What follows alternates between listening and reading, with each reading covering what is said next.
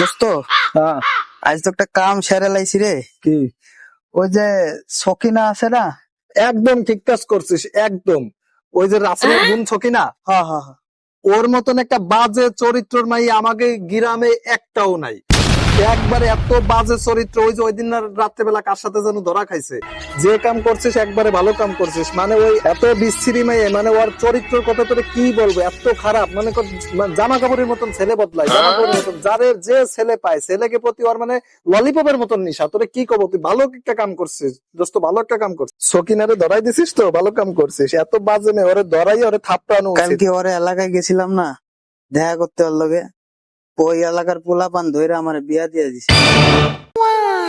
কি কোষ দোস্ত, ওই যে সকিনার মতন মেয়েই হয় না, এত ফরেজগার মেয়ে। মানে তোর কি কব, সারাদিন নামাজ রোজা আর মানে তসবি তো হাতেতে ফেলাই না, সারাদিন যায় না বাজার উপর তৈরি হয়। মানে এত সুন্দর, এত ফরেজগার, এত মানে তোরে ওর মতন একটা মেয়ে আমাদের পুরো এলাকায় না। ওর মতন ভদ্র বোরকা উন্না টুন্না, ওর মুখও কেউ কিন্তু দেখতে পারে না। দোস্ত ভালো কাম করছিস দোস্ত, ভালো কাম, খুব ভালো কাম করছিস। বিয়ে করে খুব ভালো মেয়ে, কোনো টেনশন করিস নেই। মানে 5 ওয়াক্ত নামাজ এসে খুব ভালো কাম করছিস। তো থাক দোস্ত থাক।